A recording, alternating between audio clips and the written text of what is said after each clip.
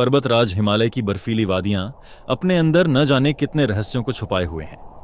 पहाड़ी गांवों की ठंडी रातों में अलाव के इर्द गिर्द बैठे गांव वाले जब भी इन रहस्यों का जिक्र करते हैं तो सबसे पहले जिक्र आता है हिममानव यति का। और हर किस्से की शुरुआत एक ही वाक्य से होती है।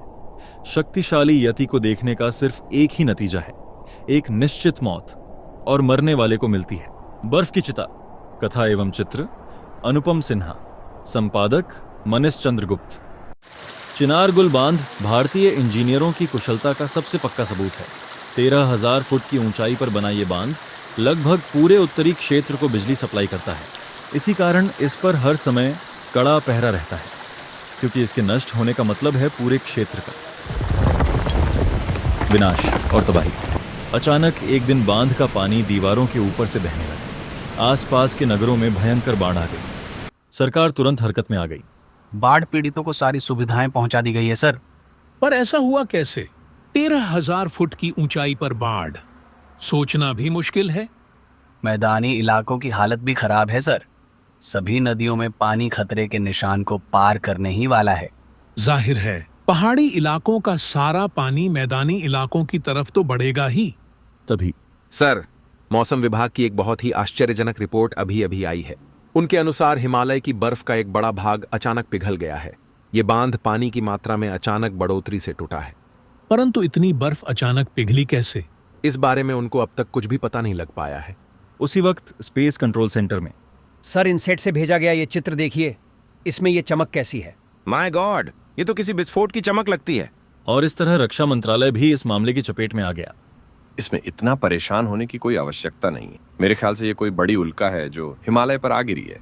रक्षा मंत्रालय के शब्दकोश में ख्याल शब्द होता ही नहीं है, और अगर ऐसा हुआ होता तो हमारे टेलीस्कोप उल्का को अवश्य देख लेते।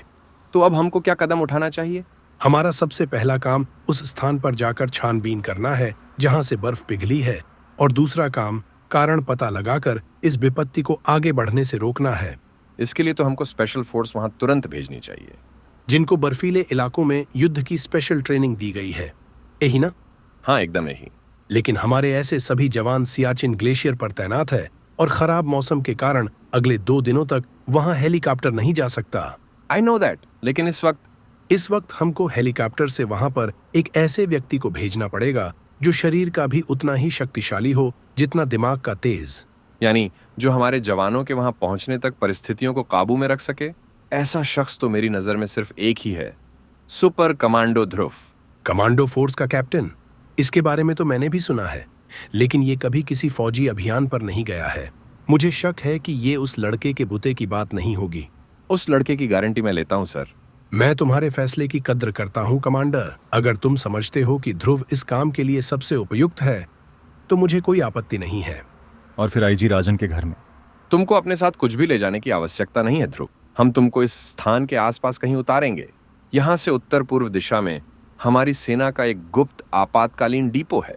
हम तुमको ट्रांसमीटर पर निर्देश देकर वहां तक पहुंचा देंगे। इस आपातकालीन डिपो में तुमको अपनी जरूरत की हर चीज मिल जाएगी। हथियार, गोलियां, दवाएं, डिब्बा बंद खाद्य सामग्री वगैरह, ये सब कुछ वहां पर होगा। ठीक है सर, तो मैं हिमालय की कड़कड़ाती ठंड का सामना करने के लिए कुछ गर्म कपड़े ले लूं। फिर मैं गर्म कपड़े 20वीं सदी की चीजें हैं भैया। तुम 21वीं सदी के अत्याधुनिक साधनों से ठंड का सामना करो। श्वेता, तू यहाँ क्या कर रही है? तुम लोगों की बातें सुन रही थी। ये देखो भैया, मेरा लेटेस्ट आविष्कार। इस यंत्र को तुम अपनी बेल्ट पर चिपका लेना। ये तुम्हारे बदन से लगी हवा की परत को हमेशा बदन के तापमान पर रखेगा, और तुमको हिमालय की बर्फ पर ऐसा लगेगा मानो बगीचे में घास पर घूम रहे हो। सर, इलेक्ट्रॉनिक्स के मामले में मेरी बहन एकदम जीनियस है। वो तो मैं खुद ही देख रहा हूँ। Now are you ready? एकदम सर। तो आओ, एक सेकंड कीमती है। और सिर्फ 45 मिनट बाद कमांडर वर्मा ने तुम पर जितना भरोसा दिखाया है उतना तो आज तक किसी फौजी पर भी नहीं दिखाया ध्रुव। ऐसा क्या जादू कर दिया तुमने उन पर? कुछ खास नहीं। लगभग 2 महीने पहले 6 गुंडों के खतरनाक गैंग ने उनकी बेटी का अपहरण कर लिया था। तब मैंने उसको उन गुंडों के चंगुल से छुड़ाया था। आज उन्होंने जिस भरोसे से मुझे इस अभियान पर भेजा है, मैं उस भरोसे को कभी ठेस नहीं लगने दूंगा, और न ही किसी भी ताकत को अपने देश का एक भी तिनका नष्ट करने दूंगा। हमारे सेंसरों के मुताबिक विस्फोट वाला स्थान इसी 10 किलोमीटर के घेरे में कहीं मौजूद है। मेरा ख्याल है कि तुमको मैं यहीं उतार दूं। हमारी फौजें यहाँ पर 2 दिनों के अंदर अंदर पहुँच जाएगी। तब तक के लिए best of luck Dhruv. Thank you captain. और इस तरह शुरू हुआ ध्रुव की किस्मत का वो सफर जिसकी आखिरी मंजिल थी एक ठंडी मौत। विस्फोट वाला स्थान ढूंढना ज्यादा मुश्किल नहीं होना चाहिए। अगर मैं इस पिघले पानी के साथ साथ ऊपर की तरफ बढ़ूं तो जल्दी ही उस स्थान तक पहुंच जाऊंगा। ध्रुव की तेजी से ऊपर की तरफ बढ़ती आकृति क्रमशः दूर होती गई और बर्फ से ढकी जमीन पर रह गए सिर्फ एक जोड़ी पैरों के निशान। फिर धीरे धीरे वे निशान भी मिटने लगे और बर्फ पर दो नए विशालकाय पैरों के निशान उभरने लगे। उस बर्फीले वीराने में ध्रुव अब अकेला नहीं था। ये रही वो जगह। पानी इस विशाल चट्टान के नीचे से आ रहा है और इसके अंदर घुसने की कोई जगह नहीं है। लेकिन एक बात तो साफ हुई, ये किसी उल्का के गिरने से नहीं हुआ है। इस खोज की रिपोर्ट भेजनी बहुत जरूरी है। ध्रुव ने एक शक्तिशाली ट्रांसमीटर बाहर निकाला। Hello hello, X70 NP here. आप मुझे सुन रहे हैं? ओवर। यस, एक्स-सैटलिंग यूसी हियर। हम सुन रहे हैं ध्रुव, बोलो ओवर। सर, ये पानी विशाल चट्टान के नीचे से आ रहा। आओ, पानी बहुत गर्म है सर। गर्म है? शायद यहाँ कोई सोया ज्वालामुखी है जो अब फटने जा। ध्रुव अपनी बात पूरी भी न कर पाया था कि ये तो यति लग रहा है। हिमालय की दंत कथाओं का रहस्यमय हिममानव। आश्चर्यचकित ध्रुव क्षण भर के लिए पलक तक झपकना भूल गया और यही क्षण उसके लिए घातक सिद्ध हुआ। ओह, ये मुझ पर हमला क्यों कर रहा है? शायद ये मुझे अपना दुश्मन समझ रहा है, पर क्यों? कहीं ऐसा तो नहीं कि ये ही किसी तरह से बर्फ को पिघला रहा है? अगर ऐसा है तो मुझे इसको किसी तरह से रोकना पड़ेगा। अगले ही पल ध्रुव तेजी से एक तरफ भागा और जब तक जमीन पर गिरा यति उठकर ध्रुव के पीछे भागता।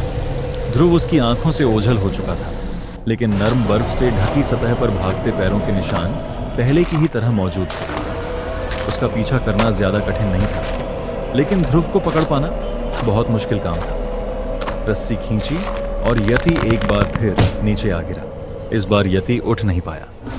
रस्सी का दूसरा छोर लेकर ध्रुव बिजली की तेजी से लपका और यति मजबूत रस्सी के कुंडलों में कैद हो गया, लेकिन सिर्फ क्षण भर के लिए। और इस बार होनी टल नहीं सकी। यति के हाथ घूमे और ध्रुव का शरीर हजारों फीट गहरी खाई में नीचे की ओर गिरने लगा, लेकिन रस्सी का एक टुकड़ा अभी तक ध्रुव के हाथ में ही था। ये उभरी हुई चट्टान, अब यही मेरी एकमात्र आशा है। इतना सहारा ध्रुव के लिए काफी था। वाह भगवान, आज तो तूने ही बचाया। कांपते कदमों से ध्रुव इंच इंच करके ऊपर चढ़ने लगा, लेकिन इस बार उसकी नजर जिस दृश्य पर पड़ी उसके लिए वो कतई तैयार नहीं था। ये क्या है? ये दोनों अचानक कहां से आ गए? ऐसी कोई चीज तो मैंने इस धरती पर कभी नहीं देखी, फोटो तक में नहीं। लेकिन ये दोनों अजीबोगरीब प्राणी यति को घेर रहे हैं और इनके इरादे भी नेक नहीं लग रहे हैं। यानी इस वक्त मेरा कर्तव्य है इस दुर्लभ जाति के प्राणी यति को बचाना। और यति जब तक उन प्राणियों को देख पाता तब तक वो घिर चुका था। भागने या बचने के रास्ते बंद हो चुके थे, लेकिन यति बिना लड़े हार मानने वाला नहीं था। उन दोनों प्राणियों के लिए यति एक शक्तिशाली पशु से ज्यादा कुछ नहीं था। उनके हाथ के पिस्तौल नुमा हथियार से आग की एक लपट निकली और आसपास का पूरा वातावरण आश्चर्यजनक रूप से गर्म हो गया। यति गर्मी सहने का बिल्कुल आदी नहीं था। अब यति बेबस था। दोनों प्राणी यति की तरफ बढ़े और ध्रुव उन दोनों की तरफ। यही मौका है। दोनों प्राणी ध्रुव की मौजूदगी से अनजान थे और ध्रुव ने इसका पूरा फायदा उठाया। चीख सुनकर दूसरा प्राणी ध्रुव की तरफ पलटा। उसका हथियार ध्रुव की ओर तना, लेकिन ध्रुव ज्यादा तेज था। ध्रुव ने उनको संभलने का मौका नहीं दिया। पुनः वे प्राणी इसके लिए तैयार नहीं थे। वे भागे। ध्रुव उनके पीछे लपका, लेकिन तभी एक प्राणी का हाथ घुमा और ध्रुव का दिमाग अंधेरे में डूबता चला गया। पता नहीं कितनी देर बाद जब ध्रुव की आंखें खुली तो एक और आश्चर्य उसका इंतजार कर रहा था। तुम कौन हो बेटे, और अब कैसी तबीयत है तुम्हारी? मैं बिल्कुल ठीक हूँ। मेरा नाम ध्रुव है, पर मैं हूँ कहाँ पर? तुम दोस्तों के बीच में हो बेटे। मैं यहाँ का सरदार हूँ। मेरे बेटे झिंगालू को बचाकर तुमने अपने दोस्त होने का पूरा सबूत दे दिया है। पर आप लोग कौन हैं और हमारी भाषा कैसे जानते हैं? हम लोगों को तुम लोग यति कहते हो, हिम मानव यति। तुम्हारी भाषा हमने उन ऋषि सन्यासियों से सीखी है जो तपस्या करने हिमालय पर आते हैं। हम लोगों को सभ्यता की सीख तुम्हारे देश से ही मिली है। यदि ऐसा है तो हमारे देश के प्रति आदर भाव रखने के बजाय आप लोग उसे नष्ट करने पर क्यों तुले हुए हैं? और अगर भारतवासियों को आप दोस्त मानते हैं तो फिर झिंगालू ने मुझ पर हमला क्यों किया? बस लड़के, अगर तुम भारतवासी ना होते तो अब तक मैं तुम्हारी जुबान के टुकड़े टुकड़े करके फेंक देता। झिंगालू ने तुमको पीछे से ट्रांसमीटर पर बोलते सुना और जासूस समझकर तुम पर हमला कर दिया। समझे? तो फिर ऐसा क्यों हो रहा है? कौन कर रहा है ये सब? कौन क्या कर रहा है? कुछ साफ साफ बोलो तो समझ में भी आए। ध्रुव ने संक्षेप में पूरी कहानी यतिराज को सुना दी। तो यह बात है, मुझको इस विषय में अब तक कोई जानकारी नहीं थी। समस्या तो वाकई गंभीर है। लेकिन वे अजीबोगरीब प्राणी हैं कौन? ये तो मुझे भी नहीं पता। उनको पहली बार शायद तुम दोनों ने ही देखा है। तो फिर इस विनाश लीला के पीछे अवश्य उनका ही हाथ है। उनके तेज गर्मी पैदा करने वाले हथियार इस बात का पर्याप्त सबूत है कि उनके पास बर्फ को तेजी से पिघलाने की क्षमता है। अब मेरा पहला काम उन प्राणियों को ढूंढना है, और यह काम मुझको आज और अभी करना है। बर्फ अभी भी तेजी से पिघल रही है। रुको, मैं भी तुम्हारे साथ चलता हूँ। नहीं झिंगालू, मेरे साथ जाने से तुम फिर से खतरे में पड़ सकते हो।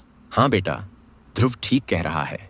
वे किसी दूसरे ग्रह के प्राणी भी हो सकते हैं, और पहले ही मुलाकात में यह पता चल चुका है कि वे प्राणी हम लोगों की प्रजाति में गहरी दिलचस्पी भी रखते हैं।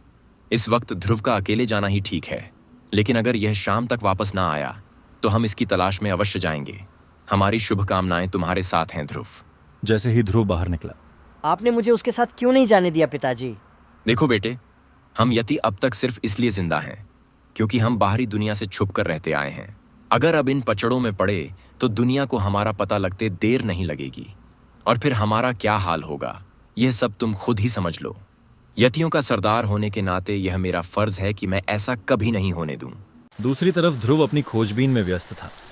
मुझे पूरा विश्वास है कि इस सारी समस्या की जड़ यही विशालकाय चट्टान है, जिसके नीचे से उबलता पानी आ रहा है। लेकिन इसको आगे बहने से कैसे रोका जाए? कोई तो रास्ता होना चाहिए। हाँ, एक रास्ता है, लेकिन उसके लिए मुझे एक चीज ढूंढनी पड़ेगी। और 5 मिनट बाद जब ध्रुव वापस आया तो उसके हाथ में एक हथियार था। ये रही उन प्राणियों की पिस्तौल जो लड़ाई में एक प्राणी के हाथ से गिर गई थी। अब मैं उनके ही हथियार से उनको मात दे दूंगा। ये जगह हंगामा शुरू करने के लिए सबसे अच्छी है। 1, 2, 3। हथियार का ट्रिगर दबा और चारों तरफ की सर्द हवा पल भर में लू में बदल गई। सतह की बर्फ तेजी से पिघलने लगी और बर्फ में जकड़ी चट्टानें अपना आधार खोकर लुढ़कने लगी। ध्रुव ने एक ही बार से नीचे बहती उबलती नदी का रास्ता रोक दिया। पानी उल्टी दिशा में बहने लगा। पानी वापस अंदर आ रहा है। स्विच बंद करो। एक बटन दबा और पानी का बहाव धीरे धीरे बंद हो गया। अब तो पानी सिर से ऊपर हो रहा है। अबे अभी कहाँ? अभी तो पानी सिर्फ घुटनों तक ही आया है। अगर बात समझ में ना आए तो चोंच बंद ही रखा करो। मेरा मतलब है कि अब बात हद से बढ़ गई है। अब इस लड़के को काबू में करना ही पड़ेगा। ध्रुव बेखबर नीचे गिरे पत्थरों को ध्यान से देख रहा था और उसके चारों ओर शिकंजा कसता जा रहा था। उधर झिंगालू का मन बेचैन था। मैंने तो ध्रुव को मार ही डाला था, पर फिर भी उसने अपने को खतरे में डालकर मेरी जान बचाई, और मैं इस वक्त उसकी कोई मदद नहीं कर रहा हूँ। धिक्कार है मुझ पर। अगर ध्रुव को कुछ हो गया तो मैं अपने आप को कभी माफ नहीं कर पाऊंगा। अचानक तभी ये कौन है? पिताजी ने तो किसी भी यति को शाम के बाद बाहर निकलने को मना किया है। यह जा भी उधर ही रहा है जिधर ध्रुव गया था। इसके छुप छुप कर जाने के अंदाज से साफ पता चल रहा है कि इसके इरादे नेक नहीं हैं। इसका पीछा करके देखना पड़ेगा कि ये आखिर जा कहाँ रहा है। उधर ध्रुव 3 प्राणियों के बीच में घिरा था और सबके हाथों में वही खतरनाक हथियार थे। ध्रुव ने पुरानी चाल एक बार फिर आजमानी चाही, लेकिन इस हथियार की ऊर्जा खत्म हो चुकी है। इस वक्त यह मेरी हत्या करने में भी नहीं हिचकेंगे, लेकिन यह भी पक्का है कि यह इस हथियार का प्रयोग अपने ही साथी पर नहीं करेंगे और इस बीच में अपना काम कर लूंगा। ध्रुव का निशाना अचूक था। बाकी दोनों प्राणियों के हथियार भी गहरी खाई में जा गिरे। अब मुकाबला 3 से 1 का था और ध्रुव की नजर में यह मुकाबला बराबर का था। अब मैं जो कुछ करूंगा उसके लिए मुझे किसी हथियार की जरूरत नहीं है। यह तो गया, लेकिन इतनी देर में इसके दोनों साथी मेरे पास आ पहुंचे हैं। अच्छा ही हुआ, वरना मुझे चलकर इनके पास जाना पड़ता। यह गया नंबर 2। गुस्से से भरे ध्रुव के हर वार में बुलडोजर की सी ताकत भरी हुई थी। अब नंबर 3 की खबर लो। पहले इनको अच्छी तरह से पीट कर अपना गुस्सा निकाल लो, उसके बाद इनसे पूछताछ करूंगा। खेल लगभग खत्म हो चुका था। ध्रुव लगभग जीत चुका था कि तभी उसके सिर पर पीछे से एक कायरतापूर्ण वार हुआ और ध्रुव का मस्तिष्क दूसरी बार अंधेरे में डूबता चला गया। झिंगालू यह सब देख रहा था। तो मेरा शक सही निकला। हमारे दल का कोई यति इन प्राणियों से मिला हुआ है, वरना यह कभी हो ही नहीं सकता था कि यह प्राणी हमारी नाक के नीचे रहे और हमको पता तक ना चले। लेकिन अब यह ध्रुव को कहाँ ले? वाह, चट्टान का एक हिस्सा दरवाजे की तरह खुल रहा है, यानी यह चट्टान ही इनके छिपने का गुप्त स्थान है। मैं अभी इन सबको नहीं, इस वक्त मुझे ठंडे दिमाग से काम लेना होगा। मुझे मदद जुटाने होगी। लेकिन कैसे? अगर पिताजी के पास जाऊं तो वे फिर कह देंगे कि इससे हमारा कोई मतलब नहीं। बाद में वे गद्दार यति को चाहे मृत्युदंड दे दें, लेकिन तब तक ध्रुव का क्या होगा? अचानक झिंगालू की आंखें चमक उठी। हाँ, एक जगह से मदद मिल सकती है। उधर ध्रुव को जब होश आया, हाँ, जाग गए बच्चे। हमारे सेंटर में तुम्हारा स्वागत है। तुम तो हिंदुस्तानी बोल रहे हो। कौन हो तुम लोग? हम तुम्हारे जीवन दाता हैं लड़के। तुम अब तक हमारी कृपा से ही जीवित हो। यह तो वक्त ही बताएगा कि कौन किसकी कृपा पर जिंदा है। लेकिन तुम हो कहाँ के? तुम जैसे प्राणी तो मैंने पृथ्वी पर कभी नहीं देखे। हाँ, सुनो इसकी बात। ये तो हम लोगों को अभी से दूसरी दुनिया में पहुंचा दे रहा है। मेरे ख्याल से इसको असलियत बताने में कोई हर्ज नहीं है। जरूर, लेकिन ये सब बताने से पहले इस खतरनाक लड़के को पिंजरे में बंद कर दिया जाए। एक बटन दबा और ध्रुव के चारों तरफ रोशनी की छड़ें खड़ी हो गईं। तो बच्चे, मरने से पहले अपनी मौत को अच्छी तरह से देख लो। तुम कमीनों, हमारे देश को तबाह करने की तुम्हारी नापाक कोशिशें कभी पूरी नहीं होंगी। पूरी नहीं होंगी? नादान लड़के, इस वक्त तुम उसी चट्टान के अंदर हो जिसके नीचे से उबलता पानी आ रहा था। यह चट्टान वास्तव में एटॉमिक जनरेटर की बिल्डिंग है। इस वक्त तुम्हारे आसपास वही एटॉमिक जनरेटर है, और जब तक हमारा जनरेटर चालू रहेगा तब तक हम इसकी प्रचंड ऊष्मा के जरिए बर्फ को पिघलाकर तुम्हारे देश को डुबोते रहेंगे। हम तुम्हारे देश की अर्थव्यवस्था को इतनी बुरी तरह से तहस नहस कर देंगे कि तुम्हारा देश बिना किसी प्रतिरोध के हमारा गुलाम बन जाएगा। और ये सूट जिनको पहनकर हम तुमको दूसरे ग्रह के प्राणी लगते हैं, वास्तव में एंटी रेडिएशन सूट हैं। हमारी पिस्तौलें भी अणुशक्ति से चलती हैं। समझ गया, लेकिन इस स्थान पर इतना बड़ा एटॉमिक स्टेशन बनाना तुम्हारी बूते की बात नहीं है। इसमें जरूर किसी ने तुम्हारी मदद की है। कौन है वो? तुम ठीक समझे। अपने पीछे मुड़कर खुद ही देख लो। यतिराज, तुम? हाँ बेटे, मैं। तुम्हें मुझको देखकर झटका तो जरूर लगा होगा, लेकिन मेरे सामने इसके अलावा और कोई रास्ता नहीं था। झटका लगा तो, लेकिन हल्का सा। तुम्हारे मुंह से ट्रांसमीटर शब्द सुनकर ही मुझे कुछ शक हुआ था। ये शब्द ऋषि मुनि नहीं सिखाते। तुम जैसे गद्दारों के कारण ही हमारा देश सैकड़ों सालों तक गुलाम रहा। तुमने अपने ही देश को बेच दिया, लेकिन तुमने ऐसा क्यों किया? पहली बात तो ये है कि हम भारत की सीमा में रहते जरूर हैं, लेकिन इस देश के नागरिक नहीं हैं। इसलिए मैं गद्दार नहीं हूं। इधर कुछ सालों से हिमालय पर मनुष्यों का आवागमन इतना बढ़ गया है कि हम यतियों का छिपे रहना असंभव हो गया। यह पक्का हो गया कि आने वाले सालों में कोई ना कोई हमें अवश्य ढूंढ निकालेगा। तब मैंने बेहतर यही समझा कि मैं खुद ही यतियों को लेकर किसी देश की शरण में चला जाऊं, और इस क्षेत्र के देशों में जो मुझे ज्यादा ताकतवर लगा, मैं उसी देश की शरण में चला गया। ताकतवर की शरण में जाने से ज्यादा अच्छा दयावान की शरण में जाना होता है यतिराज। अगर तुम भारत को अपना दोस्त समझते तो तुम्हारे एक एक यति की खातिर हमारे 100 जवान हंसते हंसते कुर्बान हो जाते। लेकिन अब बहुत देर हो चुकी है। अब तुम किसी को यह नहीं बता पाओगे कि तुमने क्या देखा। 1 मिनट, अगर ये तुम्हारे दोस्त हैं यतिराज, तो इन्होंने तुम्हारे बेटे झिंगालू पर हमला क्यों किया? हाँ, मैंने भी इनसे पहला सवाल यही किया था। दरअसल मेरे सिवा और कोई यति मेरे इन दोस्तों के बारे में नहीं जानता है। इनके बारे में मैं यतियों को सही वक्त आने पर ही बताऊंगा। झिंगालू को दूर से आते देखकर इन लोगों ने समझा कि मैं इनसे मिलने आ रहा हूं, पर पास आकर इनको अपनी भूल का एहसास हुआ। तब तक झिंगालू इनको देख चुका था। अब इनके सामने सिर्फ यही रास्ता था कि मेरे आने तक झिंगालू को बंदी बनाकर रखें, ताकि मैं आकर उनको सारा माजरा समझा सकूं। लेकिन झिंगालू सारा माजरा समझने के लिए खुद ही आ गया था। मुसीबत में दोस्त ही काम आता है भरिंगा। इस वक्त मैं तुम्हारे अलावा और किसी पर भी भरोसा नहीं कर सकता। फिक्र मत करो दोस्त, मैं सब कुछ समझ गया हूँ। कोई गड़बड़ नहीं होगी। अंदर हंसुक देखो, एक और यति। ये तो झिंगालू है। लगता है इसको कुछ शक हो गया है। इस बार इसको जाने देना खतरे से खाली नहीं है। तुम जाकर चुपचाप इसका पीछा करो। देखो कि यह क्या चाहता है। जरूरत पड़ने पर अणु पिस्तौल का प्रयोग करना। पर मैं अकेला ही। अगर 2 लोग साथ गए तो यतिराज को शक हो सकता है। लेकिन बाहर जाने की क्या जरूरत है? वीडियो स्क्रीन पर सब कुछ दिख तो रहा है। लेकिन बर्फ गिरनी शुरू हो गई है गधे। जल्दी हमारे कैमरों के लेंस बर्फ में ढक जाएंगे, फिर हमें कुछ नहीं दिखाई पड़ेगा। तू जाता है डरपोक, या तुझे लात मारकर भेजूं? हमारी चाल कामयाब रही भरिंगा। चट्टान का दरवाजा खुल रहा है। अब आगे सब तुम्हारे ऊपर है। कहाँ गया वो झिंगालू का, मेरा मतलब यतिराज का बच्चा? वह रहा, लेकिन वो तो चट्टान से दूर जा रहा है। इस चट्टान पर चढ़कर देखूं तो दूर तक दिखाई पड़ेगा। हंसुक ने एक पैर चट्टान पर रखा और तभी चट्टान खड़ी हो गई। साथ ही एक पत्थर जैसा हाथ प्राणी के शरीर से आ टकराया बेहोश होने से पहले हंसुक चीख भी नहीं पाया। शाबाश बरिंगा। लेकिन झिंगालू, जरा आकर तो देखो कि यह कौन है। ये तो अब मुझे सारा माजरा समझ में आ रहा है। तुम तुरंत जाकर यतियों को यहाँ बुलाकर लाओ, तब तक मैं इन दुष्टों से निपटता हूँ। और चट्टान के अंदर हमने तुमको अब तक सिर्फ इसीलिए जिंदा रखा है ताकि तुम अपनी आंखों से अपने प्यारे देश की तबाही देख सको। कल सुबह तक हमारी फौजें यहाँ पर पहुंच जाएंगी और फिर तुम हमसे दया की भीख मांगोगे। कल सुबह भारतीय फौजें यहाँ पर कल शाम से पहले नहीं पहुंच सकती हैं, यानी इस महत्वपूर्ण युद्ध क्षेत्र में इन दरिंदों का अधिकार हो जाएगा। तुमने हमारी योजना देखी यतिराज? अब तुमको हमारे दोस्त बनने का इनाम मिलेगा। हम तुमको एक दूसरी ही दुनिया में पहुंचा देंगे। मैं भी यही चाहता हूँ कि सभी गद्दार दूसरी दुनिया में पहुंच जाए। झिंगालू बेटे, तुम अब मैं तुम्हारा बेटा नहीं रहा यतिराज। अपने देश को बेचने वाला दलाल मेरा बाप कभी नहीं बन सकता। तुमने यतियों से हर कदम पर झूठ बोला। तुमने कहा कि कुछ लोग यतियों पर जासूसी कर रहे हैं। इसी धोखे में मैंने ध्रुव पर हमला किया। तुमने यतियों को झूठा डर दिखाकर शाम के बाद निकलने को मना कर दिया ताकि तुम बेखटके अपने नए दोस्तों से मिलने आ सको।